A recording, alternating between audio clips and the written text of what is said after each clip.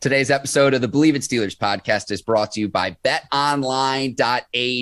And Ike, Mondays are always a little bit rough after a Steelers loss, but still got Monday Night Football, the Seattle Seahawks going up against the Washington football team. And if you want to place a bet on the NFL action, betonline.ag is the place to do it. Anywhere, anytime, any sport, make sure everybody, when they think or even want to, they go to betonline.ag to get their bet on.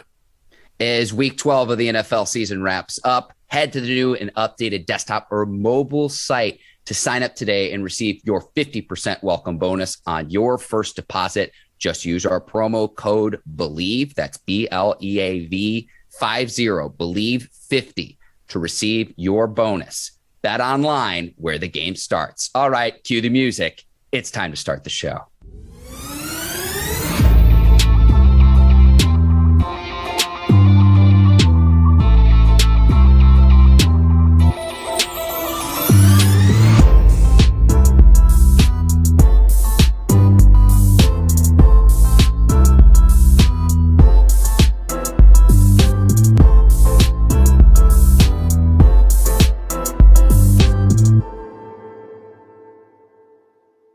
Welcome to another edition of the Bleav in Steelers podcast on the Bleav Podcast Network. I'm your host, Mark Bergin, joined as always by my guy, two-time Super Bowl champion and 12-year veteran of the Pittsburgh Steelers, number 24, Ike Taylor. IT, I'm licking my wounds on this Monday, waking up from that turkey coma and the absolute beating that the Steelers took at the mercy of the Cincinnati Bengals, 41-10. How are you doing this morning, my man? I'm okay. It was tough. It was tough to watch. I don't think Pittsburgh ever got swept, Mark, by the Cincinnati Bengals. But, you know, it's a new sheriff in town right now, and his name is Joe Burrow. And 7 didn't play the way 7 should have played. So in that case, they put themselves in a tough position. They, as in the Pittsburgh Steelers. And Coach Tomlin will be making these executive decisions from here on out when it comes down to personnel. And we'll probably see a few roster changes as well, Mark. Recording this the Monday morning after the loss. And Ike, you're starting out on the offensive side of the ball. Steelers rushing attack only mustered 51 yards rushing. In the 2021 season, Ike, had the Bleav in Steelers podcast research department put in some work. Steelers are averaging 112 yards rushing in their 5 victories this season. Only 66 yards rushing in their non-wins. So I'm including the 5 losses and the tie in week 10 to the Detroit Lions. So as the Steelers running game goes, this offense goes as well. Cincinnati able to establish and control the line of scrimmage. And you saw that play out on Sunday. Yeah, it was just tough. So my only concern was the Pittsburgh Steelers defense when it came down to the running game. Now, at the beginning of the season, Joe Mixon always said, man, what we didn't know about the Cincinnati Bengals was their offensive line had a lot of personality, and they was bad boys, meaning they were bar fight kind of guys, and them the guys you want to roll with. So we saw it yesterday.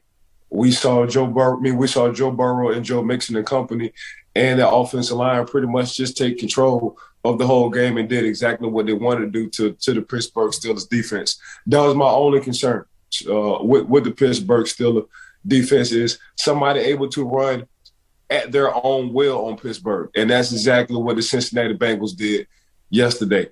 They put their personality on it. They took a page out of the Cleveland Browns, and they did what they wanted to do. Now, when you get an opportunity to run like you ran against the Pittsburgh Steelers defense, there go your play-action passes and your receivers running wide open. And Joe Burrow, even though he made a few mistakes and threw an interception, you still come out with a 41-10, result. So I thought the Pittsburgh Steelers didn't establish the line of scrimmage on the defensive side, and I thought Cincinnati offensive line established exactly what they want on the offensive line side. And there you go, man. Once you start controlling the offensive line, it's fair game. We can call the plays if we want to, if we the Cincinnati Bengals offensive coordinator, Mark. I'm going to piggyback off this, Ike. It's a concerning trend I have from the Steelers' defensive standpoint for this reason. Back-to-back games, 41 points allowed, 82 points. That is the most in a 2-game span during the Mike Tomlin tenure. Previous record of 74 set in 2013. This is more than just Tyson Alualu and Stephon Tuitt being out, Ike, because in the past 4 games, Steelers have allowed rushing totals of 136 yards to the Bears, 229 by the Lions, 159 by the Chargers, 198 by the Bengals. Joe Mixon going for a career high 165 yards on the touchdowns. And you talk about being able to run the football, winning time of possession, controlling the line of scrimmage. I look at that 4-game sample size in the Steelers' last 4 games. It is a concern of mine, despite the fact that in this game, yeah, you've got Cam Hayward and you've got TJ Watt, but there's something wrong up front with the front 7. If I look at that 4-game sample size and I look at the last 4 teams that the Steelers have played, have been able to run the football and run the football effectively against this defense. I'm going to think Pittsburgh really got to get to a true and draft a true D tackle. What I mean by D tackle, I'm talking about a Casey Hampton style D tackle. You need at least 1 or 2 on your menu. And the reason why I feel like you need that is because of games like this. Now in the AFC North, and I thought Pittsburgh would be a step ahead. Not only do they have good young quarterbacks that are blooming and blossoming right now, but they also have running backs and they got offensive lines. If you look at a division and you look at offensive lines and who's the best tandem or who's one of the best offensive line, you know, the Baltimore Ravens, they can run when they want to. They don't need a starter for the offensive line. Everybody can get over 100. You look at other than yesterday, you look at the Cleveland Browns, they got an offensive line. They got a dual threat between Kareem Hunt and Nick Chubbs. And when you look at Joe Mixon and company with the Cincinnati Bengals, they quietly might have one of the best offensive line, and Joe can run for 100 whenever he wants to if the Cincinnati Bengals want to stick it out with the running game. So you got to get guys to defend that on defense. Now, we do have stout guys, and Cam Hayward will be a future Hall of Famer, but at the same time, he's going to need help. How do you give him help? You give him help by giving somebody who's bigger than him, not somebody who's can hold the fort down a little bit more than him, a guy who can take on the double teams, because that's what they're starting to do right now. They just started double team Cam and get up on the linebacker, and you're looking at 4.5, 5-point yards per carry when you talk about the Pittsburgh Steelers. So you get a big guy. You draft a Casey Hampton who can be stout sitting in the middle. Cam won't have as many as double teams as he's going through right now. And I think a lot of people from this point on, that's exactly what they're going to start doing. They're going to start double teaming Cam a lot and climbing to these linebackers because they know Cam holds the fort down. He just don't have a D tackle kind of body. I guess they're going to take a recipe off of what the LA Chargers did. The LA Chargers started off of that when Cam walked down, when he walked down Justin Herbert on the next play, they felt like he was tired. The offense coordinator, he double-teamed Cam. And from that point on, that's exactly what the LA Chargers was doing when they wanted to run. They just started to double-team Cam. So you get a guy alongside of Cam who's way much more bigger, who can hold that fort down. Cam Hayward can be Cam Hayward. So I think this recipe from this point forward, they will be looking at the LA Rams. The LA Rams, and seeing what they did to the Pittsburgh Steelers and always trying to double-team Cam. I think Cincinnati did the same thing when they looked at the tape, and they're playing the Baltimore Ravens next. We're playing the Baltimore Ravens next. I think Baltimore will do the same thing. So it's going to be an issue. It's a slow leak. Hopefully this leak don't burst, but the Pittsburgh Steelers got to figure this out ASAP. A player we don't talk about too, I mentioned the absence of Tyson Alualu and Stephon Tuitt, but Javon Hargrave leaving for the Philadelphia Eagles in the offseason was a player we didn't give enough credit to, and that's been on full display the last several weeks now. I know Devin Bush takes his lumps because he's the first-round draft pick in 2019 and the 10th overall pick, but I'm looking at every single guy in the front 7 right now and saying, how are you being accountable? Because if you're allowing opposing teams to run at will on you, it sets everything else up for what's been a pretty stout defense, like really since we started doing this show in the 2019 season. Now, I want to go back to the offensive side of the ball too, though, Ike, because when this game was out of reach, and we're talking about a 4-score deficit going into halftime, 31-3, and I see in the second half when Pittsburgh has absolutely no chance to come back, I'm asking myself, why is Big Ben still on the field? Why is Najee Harris still on the field, considering you're still in the playoff hunt, you're on the outside looking in, but those players don't need to take unnecessary hits, or God forbid if they were to get hurt, Pat Freiermuth catches a touchdown pass, which is great and all. Now he's being evaluated in concussion protocol. So I understand you can't sit every single player who's an offensive starter. There's only 53-man active roster. But late in the fourth quarter, it didn't make any sense to me why Big Ben was on the field, why Najee Harris was on the field late in the game, because if you are going to make a playoff push, you need both of those players healthy and playing well on the back half of the season. Yeah, sometimes making bad decisions, I thought the bad decision part was leaving those guys, your starters, in for too long, leaving Seven in too long, leaving Najee in too long. Fairmouth, wind up. We'll see what happens when it comes down to this concussion. But when you do that, bad things can happen. At that point in time, the game is way out of reach. There's no need for your primetime starters to be in the game. You might as well go ahead and give everybody some kind of experience or give them the reps if needed. So, yeah, I disagree. I agree with you 100%. At some point in time when you're looking at the clock and, it's 14 minutes in the fourth quarter and it's still not going your way, there's no way you're going to come down for that kind of deficit. Let me go ahead and pull my starters and see if I can save them. Hopefully we still got a lot of games left and there's no telling what the AFC is going to look like. So it's still, if you're in the middle of the pack in the AFC, you still have life. That's the crazy thing about it. So, I definitely would have pulled them. That concerned me why these guys stayed for that long. There was no need to. The analogy I would make, Ike, is you lose the battle, but you could still potentially win the war. So that's the analogy I would make to a few other observations before we get into Taylor talk, Ike. You always tell me that the sideline tells the story, and during Sunday's game in the fourth quarter, they had a sideline shot of Cam Hayward, TJ Watt, and Alex Highsmith on the bench, just looking, pick your adjective, dejected, mad, angry, upset, what have you. And it was this shot of the three of them, and I'm just like, man, if there was one picture I could pick from just the frustration from Sunday's game from Pittsburgh's standpoint, it would be that shot of those three players. Yeah, that's that told a story, but the three guys you just named, them are three guys who care, who love playing football, who have pride, who's all about their brother. Them three guys you just named, Highsmith, White, and Hayward, them the three guys you want to go to war with. Them the three guys, that care about you and care about being a Pittsburgh Steeler. So, yeah, that said a lot. Them the three guys who saw that 41-10 score and said, man, this son of a gun hurts. Them the three guys who you just named between Watt, Cam, and Highsmith, man, they understand what it is to be a Pittsburgh Steelers. One of those guys will be a future Hall of Famer. The other one will be a future Hall of Famer as well. It will be to be determined what Highsmith may be. Probably he'll be a Pittsburgh Steeler great. But when you want to talk about two Hall of Famers between Watt and between Cam, when you want to talk about a guy said, man, hell with this contract, and he told his agent, man, let me sign this and get back to practice. They understand and they know how it feels and what it feels like. And they don't like that feeling. They don't like that feeling of losing. They don't like that feeling of getting dominated. They don't like that feeling of not representing being a Pittsburgh Steeler. And it's shown on that face between those three. Well said, Ike. It was hard to find silver linings in this game.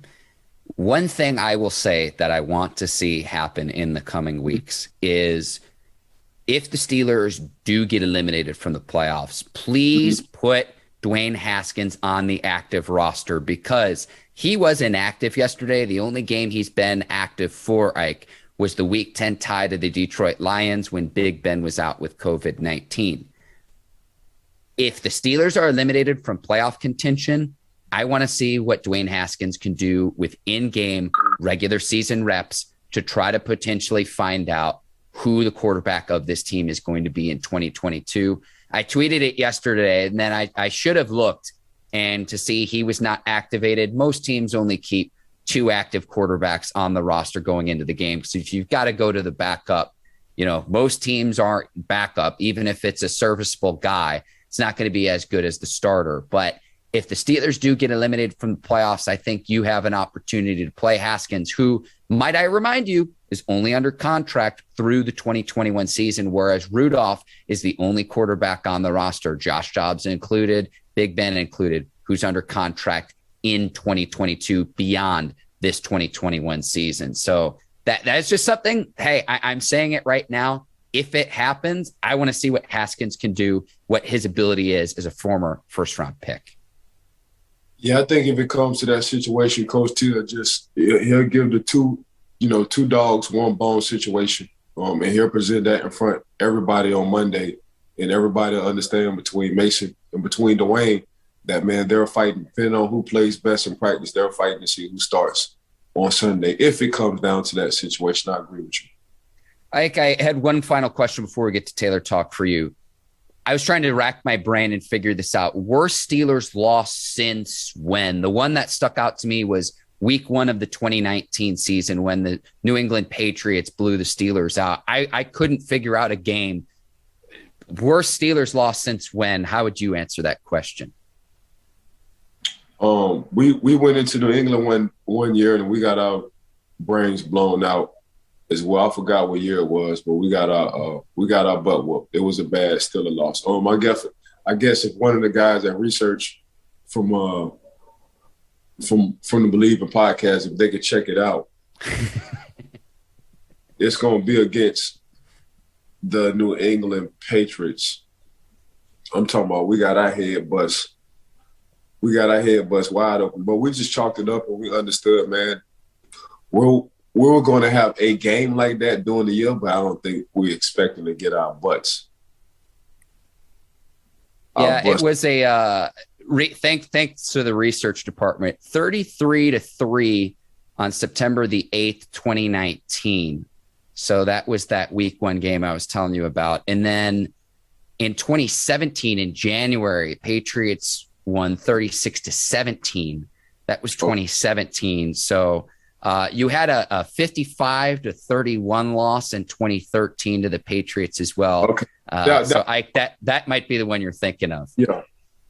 That was the one I thought that was bad. But I guess it wasn't that bad. But that 55 does sound like a lot. The double nickel Ike. Let's move to Taylor Talk. And it's the Mike Hilton revenge game. The former Steelers nickelback intercepting pick 6 of Big Ben, the very play after Minkah Fitzpatrick's first interception of the season, less than a minute in the fourth quarter. And Ike, we're going to pull up this footage now, courtesy of NFL Game Pass. Yes. So if you just look at this empty set, and what I mean by empty set, all 5 wide receivers sitting up in this empty set. There is nobody in the backfield with Big Ben. So as a defender, when I say empty set, I'm thinking the ball has to come out fast because hopefully I'm banking on my defensive line to put some kind of pressure on Big Ben, who's really not mobile in his older years now. So I'm sitting on every route. And what I mean sitting on every route, I'm barely moving my feet, and I wish MF would throw the ball my way. That's what you're thinking right now when you're a DB sitting in that center. So if we run the tape again, we'll pause it at the second pause. If we run the tape again, you can tell they're playing a 2-man. So what I mean by a 2-man is a 2-man means 2 safeties are deep, and everybody, if you look at the Cincinnati Bengals and on the defensive side, they're playing underneath or they will be playing underneath. So they want to be sitting underneath every receiver and breaking on everything from the outside. Now, you always got to protect the inside. When you play a 2-man under, you always want to protect the inside. And the reason why you want to protect the inside is because that's a shorter pass for the quarterback to the receiver. It's a very high-risk pass, but it's a shorter pass. So when you sitting under, man, your defensive back coach or your defensive coordinator can always tell you when you playing 2-man under. Make sure you're underneath the receiver. Make sure you're playing inside out. Make sure you're protecting the inside, break on everything that's outside. And if we run this tape again on the third pause, Mark. And let me hop in here too. One thing I noticed on this play too, look at Big Ben can't really step into the throw, and that's because of the pressure forced by Trey Hendrickson, number 91 of the Bengals, able to bull rush left tackle Dan Moore. I think this pressure disrupted Big Ben's throw.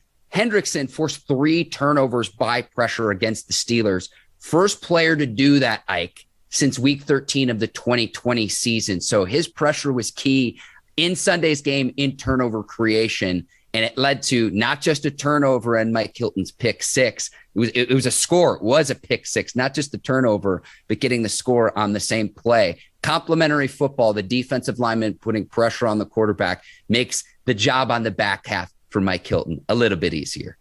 So teamwork makes the dream work. So you got a quarterback who's not as mobile as he once was, putting pressure on the quarterback, and he can't step up. If you look at what we was talking about earlier before we paused it on the third one, all the guys are sitting underneath the receivers. They're in position. They're protecting the inside, and they can't wait to throw it their way. Now, if you go on the defensive line side, man, what you want to do is you want to help your secondary guy by getting pressure. And this is exactly what he does. Now, we want to talk about a guy, Mike Hilton.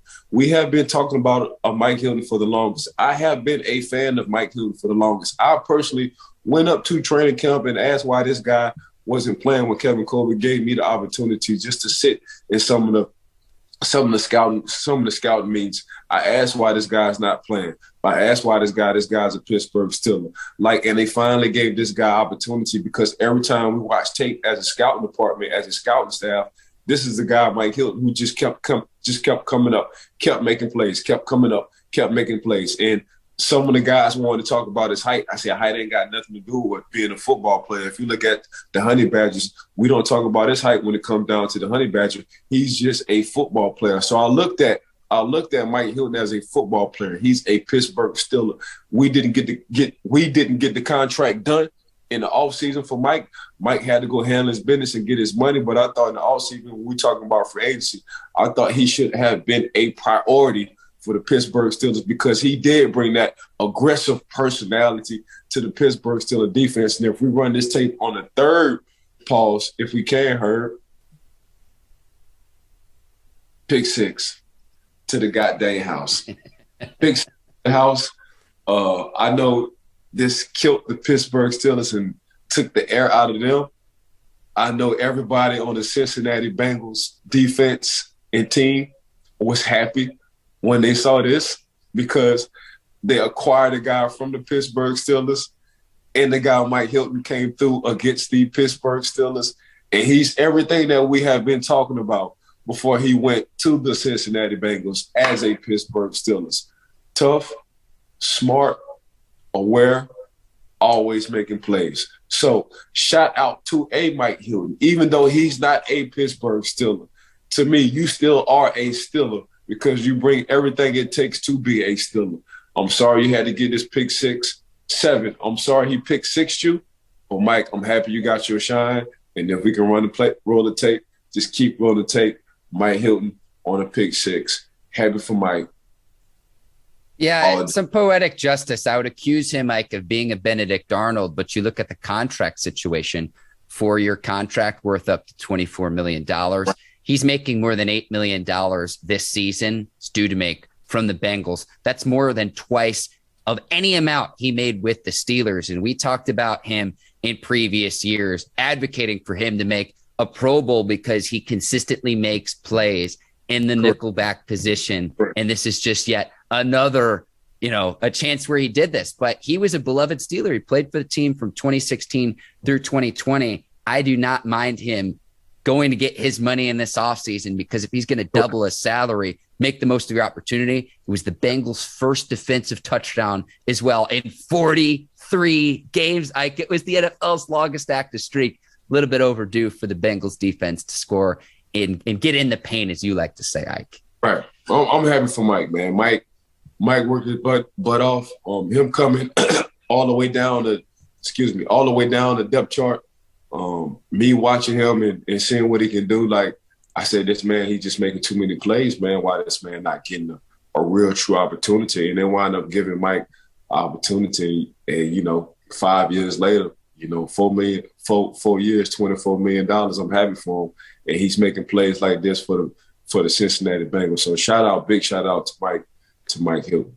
It broke my heart just a little bit, Ike, and I know we're happy for him, though. We're happy for him, though, even though it came against our beloved Steelers. Ike, we've got to take a quick break to tell our listeners and viewers about Lightbox. And so the holiday season is here. You might have that special someone in your life where you're thinking popping the question to. Maybe you just want to get them a nice piece of jewelry. Lightbox lets people all over the world do that. They use cutting edge technology, innovative techniques, and they've cracked the science of sparkle, creating the highest quality of lab grown diamonds you can find at a light price of $800 per carat. Thinking on popping the question.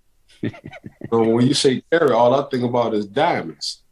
So I'm glad we can just holler at Lightbox and see what kind of carats and see what kind of diamonds I may require for this holiday season, Mark. Yes. Visit lightboxjewelry.com to add sparkle to your holiday shopping. That's lightboxjewelry.com. Lightbox diamonds, never a dull moment. That's a nice ad read, Ike, especially this time of year, coming off Thanksgiving. But we've got other NFL Week 12 observations. And Ike, this was the part I was most excited about the show. We're going to talk about Aaron Rodgers and the Green Bay Packers. And I get to hold my foot up to the screen to show you that my toe, there you can see it right there.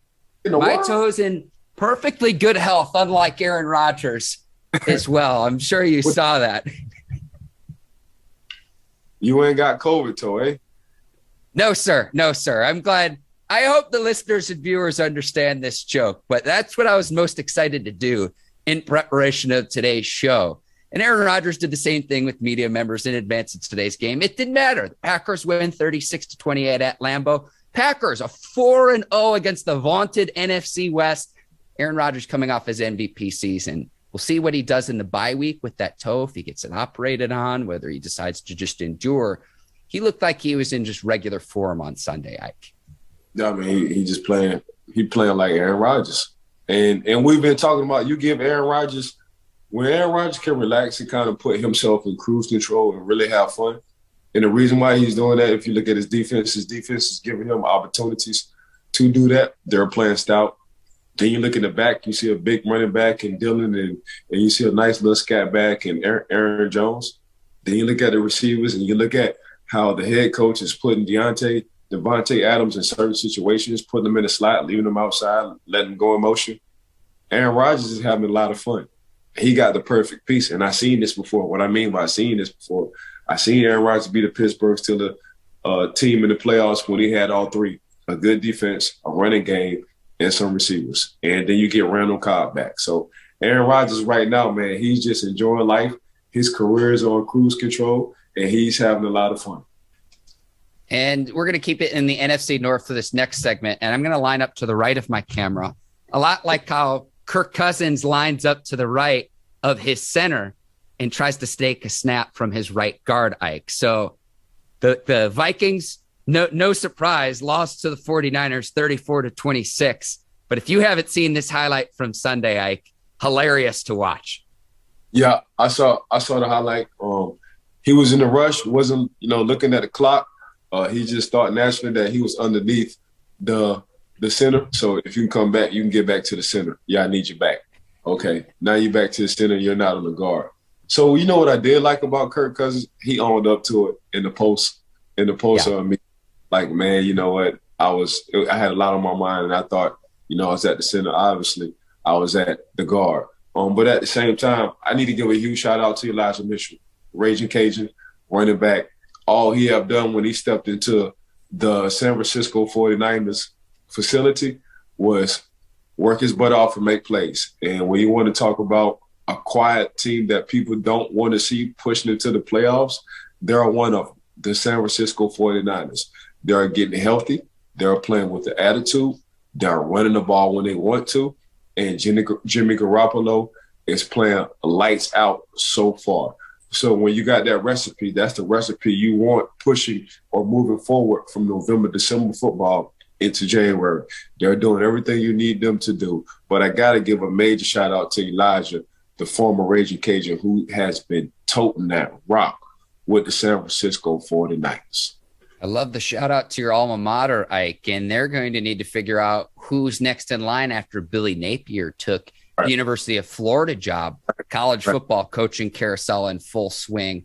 Oklahoma's Lincoln Riley's headed out to USC. Now, I saw this report from Adam Schefter that Arizona Cardinals head coach Cliff Kingsbury's on the radar for Oklahoma to replace Lincoln Riley. And then the question that I have would be, what happens to Cliff Kingsbury's Arizona bachelor pad if he does decide to move to Norman, Oklahoma? Nah, that's a give me more money move. So I guarantee you, Cliff will get some more money because the Arizona Cardinals GM, the Arizona Cardinals team, the Arizona Cardinals owner, like, heck no. We like what the heck you got going on. And that's a good money move because now they're doing 9 years, $95 million coaching in college right now. Mm-hmm. So Cliff can sit back and be like, do y'all want me to go back to Oklahoma and get this 10 for 120, or do y'all want to do something right now? And the Arizona Cardinals going to be like, hold on, wait a minute, let me go get this check and write a nice contract so you can sit right here for a long time. So it's a negotiating ploy, and that's interesting because the Cardinals are sitting at 9-2. Kyler Murray is playing at an excellent level, in line for the postseason and everything too. Interesting. See, the unanswerable question I had, Ike, was Oklahoma lost to Oklahoma State on Saturday night.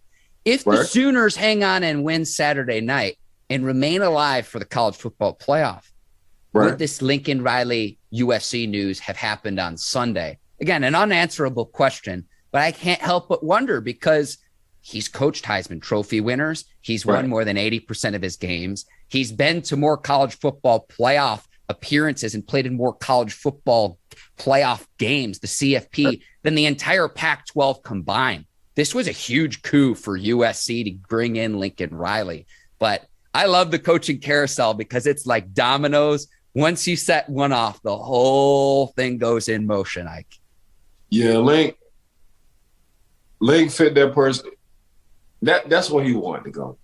There was a report that he was upset Oklahoma went to SEC. No. When you get an opportunity like that, as young as you are, as successful you are, the city you're going to, you going. It has nothing to do with Oklahoma moving to the SEC. It had everything to do is, man, who would love this USC job? Who wouldn't take this USC job? Who wouldn't want to move to the land of stars? That's all that was. So they can miss me on that part. Okay. Yeah, I like how you leave it there too, Ike, because like Norman, Oklahoma, great place, and still a blue blood college program. The Oklahoma Sooners win the Big 12 nearly every year. So that's still a premier job in college football as well. Few other Week 12 observations from the NFL, Ike, and as a cornerback and DB, I know you're going to love this one. Like father, like son, Patrick Surtain's the second's first career touchdown, a pick six in Denver. Patrick Surtain, the elder, his last career touchdown was a pick six in Denver. The apple doesn't fall far from the tree, Ike. I thought that was a pretty cool moment on Sunday. Shout out to P. Surtain, man, one of them New Orleans boys, doing great. I'm talking about Pat Surtain Sr., doing great things down in Florida. All he had been doing is winning state championships when it comes down to high school. That's all Tane been doing. And look at his son. His son in Alabama, with a high IQ, all he did was make plays when he needed to. Now he get drafted high, goes to Denver, and guess what he doing? He ain't doing nothing but making plays, locking people down, doing the same thing his daddy did. So the apple don't fall far from the tree. I think Surtain the second is probably a better version than his dad because now his dad have installed everything he probably wish he could have did as a player or should have did as a player into his son. Now his son just taking off and doing exactly what we thought he would do, and that was make plays from day one. Ike, final thing, AFC North matchup on Sunday Night Football, Ravens-Browns. I tried to tell you, and kudos to the Ravens shutting down the Browns running game now. Jack Conklin, the all-pro right tackle, came back, and it looks like now he'll have a season-ending knee injury. He wasn't on the field all that long. Browns weren't able to get the running game going. That offense is struggling. And Lamar Jackson didn't play great either. I mean, I credit the Browns defense. Jackson had 4 interceptions, 3 in the first half during Sunday Night Football. But a preview of what's going to be a dogfight in this division. And Ike, right now, as it stands, entering Week 13, I'd probably take the Bengals as the best team in the division. Now, whether that's how the race will shake out, whether the Ravens will stay on top or how that shakes out, we'll see. But right now, if you had to say, Mark, pick one team that had to win, and that is the best team in the division, I'm taking the Bengals right now entering Week 13. Oh man, it's just hard. I know Lamar was rusty. It's just hard to go against Lamar, I think, on his second trip because he's been out for a minute. So I think on the second game, he'll get back to being Lamar. It's just right now, I can't go against the Ravens defense. Yeah. I mean, them boys stout. What they did to the running game for the Cleveland Browns, man, you didn't know Nick Chubbs or Kareem Hunt was active.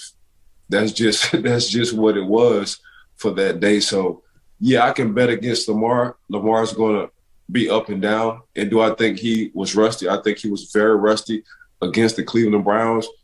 But that Baltimore Ravens defense and Lamar coming back and he getting in rhythm, they're gonna be tough. So I'm gonna take the Ravens all day in this division right now, all because of Lamar and what he can do, not only passing but running. But that Ravens defense, man, they went through a few ups and downs at the beginning of the year, but they starting to tighten up as well towards the end of this season. So, Ike, the Steelers will have the Ravens at home in Week 13. We're going to have a full preview show due out on Friday.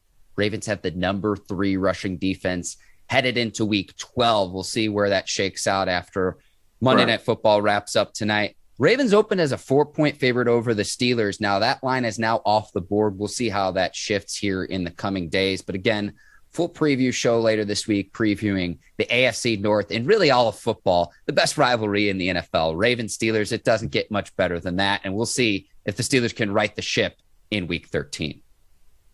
Yeah, I'm going to rock with the Ravens. I know a lot of Steelers fans going to be mad at me, and I'm a Steeler to the day I'm in the dirt. But right now, the Steelers ain't playing Steeler football, you know? Everybody has that kind of recipe. They stole our recipe and they ran with it.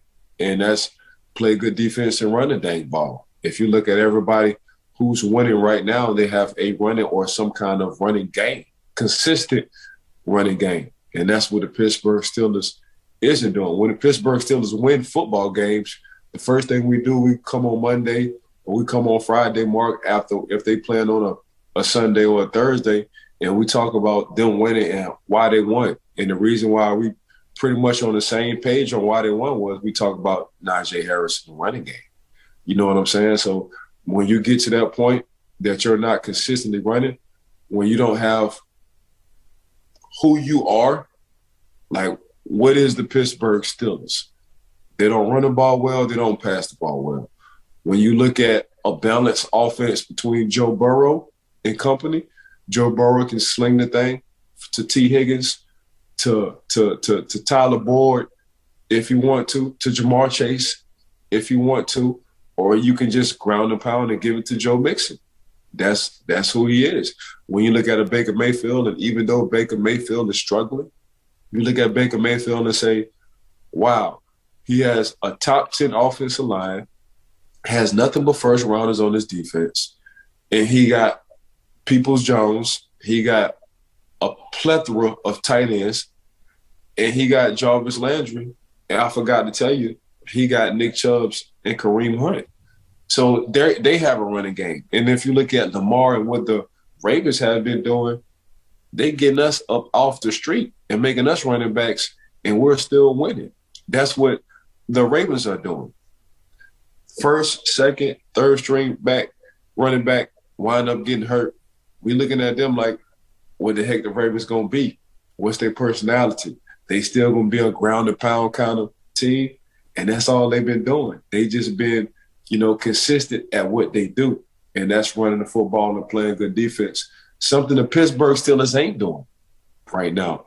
Running the ball, they do play good defense. I think their defense is just kind of getting that candlelight is burning out. When you just on the field for a long time, for 13 weeks, your body get tired.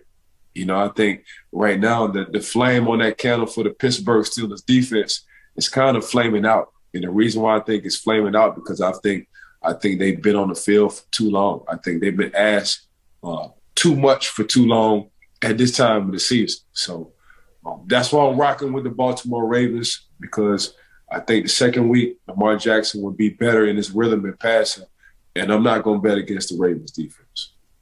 Man, if someone were to listen to today's show, Ike, that last sequence, running and tackling. I mean, it's a simple game. It's a kid's game.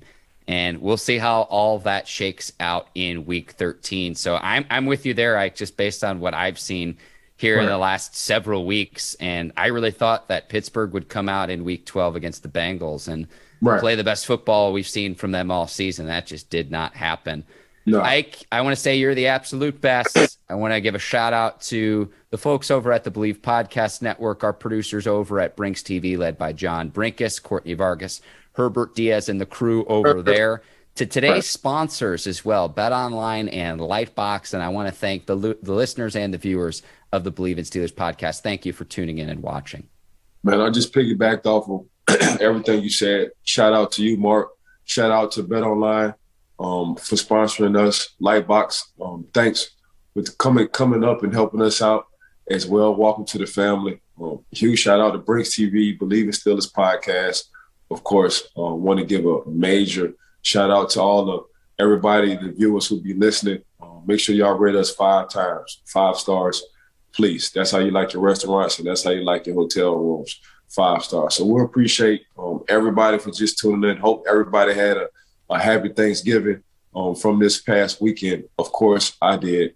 But yeah, man, we just want to give a major shout out to you, Mark, and the Bleav in podcast, family.